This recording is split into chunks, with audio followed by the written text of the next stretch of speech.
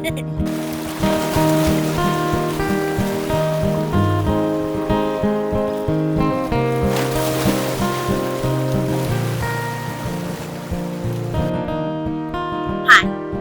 my name is Claire Empel, and I'm currently a student at the University of Wisconsin-Madison.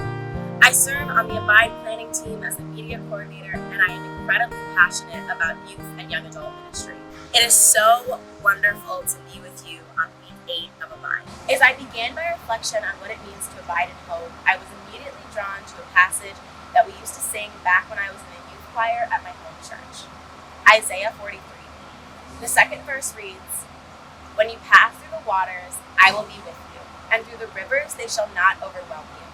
When you walk through fire, you shall not be burned, and the flame shall not consume you." God does not promise God's people a life free of hardship. God instead promises to be with us through all of our difficulties. There will be flames at high water, but we will not be consumed. We will be restored. After this passage talks about passing through the water and the fire, this chapter goes on to tell us that God is about to do a new thing. It tells us that God will make a way in the wilderness. These last 2 months have felt like wilderness. Most days I feel isolated and alone, lost without any sense of direction. I often feel like there's no end in sight. But I hope, more than anything, that when this does come to an end, I come out made new and restored. I hope. I find that hope in my mom. It's just the two of us at home, and we are very close. My mom is a nurse, and every day she goes to work at the hospital and helps COVID patients. Then she comes home to take care of me, work on her master's degree, and be there for anybody else who needs her. My mom is the strongest person I know, and when I think about how God makes a way in my wilderness, I know God is doing it through her. I don't want my calling for hope to feel like I'm trying to put a Band-Aid over a serious wound. Like you're not allowed to feel your pain and struggles because Jesus will return and restore us. Hope is not pretending that everything is fine. It's not being overly optimistic.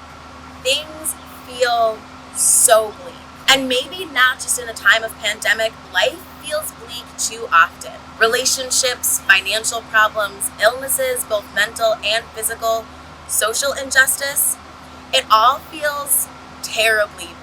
Hope is knowing and acknowledging all of those things and still clinging to the defiant claim that God is present and will restore, and having a willingness to answer God's call to do our part in creating a world based in justice and mercy. There is a quote that is often attributed to St. Augustine that says, "Hope has 2 beautiful daughters.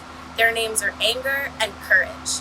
Anger at the way things are, and courage to make sure they don't remain as they are." We have learned to abide in holy anger.